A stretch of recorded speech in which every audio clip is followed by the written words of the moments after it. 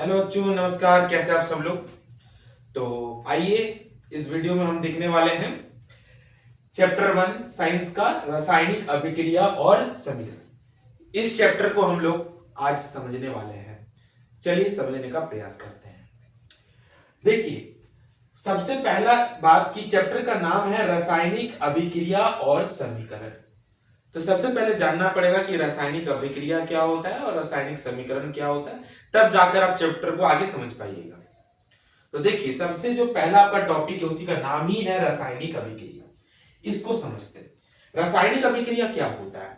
ऐसा परिवर्तन, यानी एक प्रकार का ये परिवर्तन होता है, ऐसा परिवर्तन जिसमें नए गुणों वाले पदार्थों का निर्माण होता है। मतलब एक ऐसा परिवर्तन, एक ऐसा बदलाव जिसमें नया गुण वाला एक पदार्थ का निर्माण हो जाता है, उसे हम लोग रासायनिक अभिक्रिया कहते हैं। देखिए यहां पर लिखे हैं वही, ऐसे परिवर्तन जिसमें नए गुणों वाले पदार्थों का निर्माण होता है उसे रासायनिक अभिक्रिया कहते हैं। सर समझ में नहीं आया? कोई दिक्कत नहीं है, आइए एग्जाम्पल के माध्यम से समझने का प्रयास करते हैं। देखिए उदाहरण जो है, जैसे जल का निर्माण, ये हो गया आपका एक रासायनिक अभिक्रिया। कैसे समझते हैं? सबसे पहले एक हाइड्रोजन जो है वो एक अलग तत्व था, ऑक्सीजन जो है वो एक अलग तत्व था। दोनों आपस में अभिक्रिया किया और अभिक्रिया करने के पश्चात एक नया पदार्थ बना दिया जिसका नाम है H2O, जो कि है जल।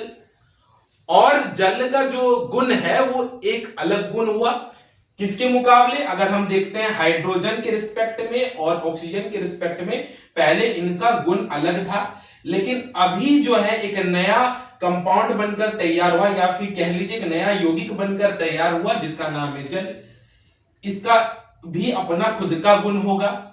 तो यहां हमको क्या देखने को मिला कि ये दोनों आपस में अभिक्रिया किए और अभिक्रिया करने के पश्चात एक नए गुण वाले पदार्थ का निर्माण किए।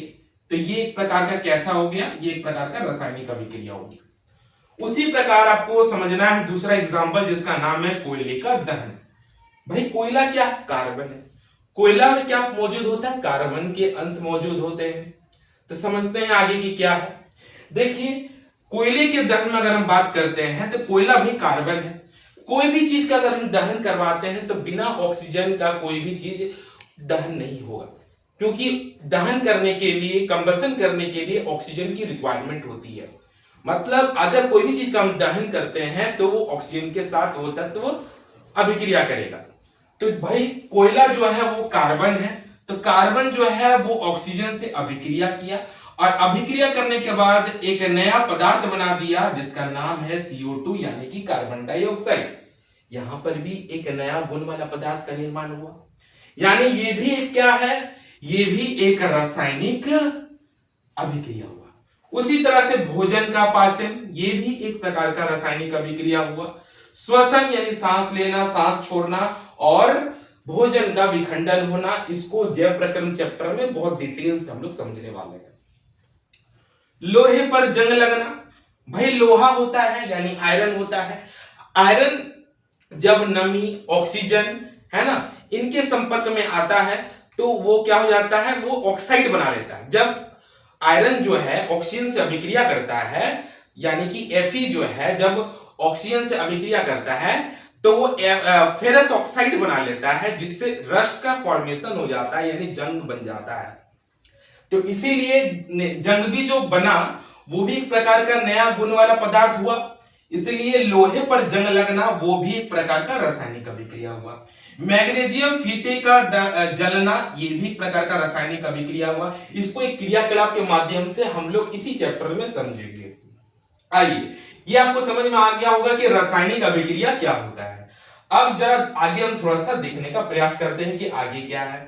मैंने एक नोट लिखा है, इस नोट के बारे में थोड़ा जानेंगे कि रासायनिक अभिक्रिया को रासायनिक परिवर्तन के नाम से जाना जाता है।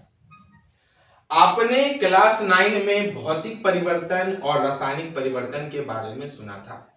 भौतिक परिवर्तन क्या होता था? वो उत्क्रमणीय होता था, और रासायनिक परिवर्तन क्या होता है? वो अनुत्क्रमणीय होता है, यानी जिसे रिवर्स बैक नहीं किया जा सकता। खुद सोचिए कि जब आपका जल का निर्माण हो गया यानी H2O बन गया, तो H2O बनने के बाद क्या मैं वापस उसको हाइड्रोजन और ऑक्सीजन में वापस ला सकता हूं? नहीं ला सकते। क्या CO2 बनने के बाद दोबारा हम क्या कार्बन और ऑक्सीजन को फिर से वापस लाया जा सकता है? नहीं लाया जा सकता। भोजन का पाचन हो जाने के बाद क्या उसे वापस लाया जा सकता है? नहीं लाया जा सकता। उसी तरह श्वसन में भी वही होगा, लोहे पर जंग लगना में भी वही होगा, मैग्नीशियम फीते का जलने के बाद वो राख बन जाता है, फिर उसको भी वापस नहीं लाया जा सकता। तो क्या ये एक प्रकार का रासायनिक परिवर्तन नहीं हुआ? इसीलिए हमने क्या लिखा है कि रासायनिक अभिक्रिया को रासायनिक परिवर्तन के नाम से जाना जाता है। आइए आगे देखते हैं। अब भाई अगला 2 टॉपिक और बताएंगे, एक का नाम है अभिकारक और एक का नाम है उत्पाद। थोड़ा सा एग्जांपल के माध्यम से समझते हैं। जैसे इसी अभिक्रिया को उठा के ले लेते हैं, यानी 2H2 plus O2 gives 2H2O। अब एक चीज देखिए, ये हाइड्रोजन और ऑक्सीजन ये आपस में अभिक्रिया कर रहे हैं, यानी ये रासायनिक अभिक्रिया में भाग ले रहे हैं। इनको हम क्या कहते हैं? अभिकारक। क्या कहते हैं? अभिकारक।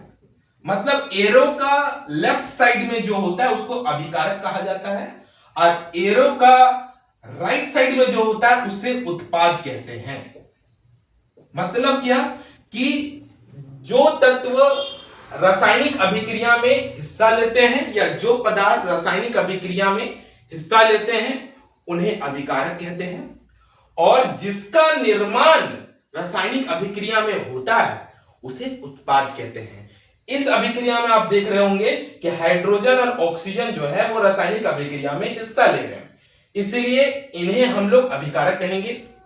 और यहां पर रासायनिक अभिक्रिया में किसका निर्माण हुआ है? H2O का निर्माण हुआ है, इसीलिए इसे हम क्या कहेंगे? उत्पाद कहेंगे। तो ये आपको आई थिंक समझ में आ गया होगा कि अभिकारक क्या होता है और उत्पाद क्या होता है।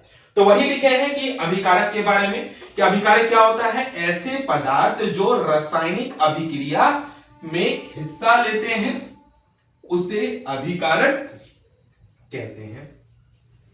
उत्पाद ऐसे पदार्थ जिनका निर्माण रासायनिक अभिक्रिया में होता है उसे उत्पाद कहते हैं। तो इतना हम लोग समझते हैं। इसके बाद हम लोग अब अगले स्लाइड पर जाएंगे।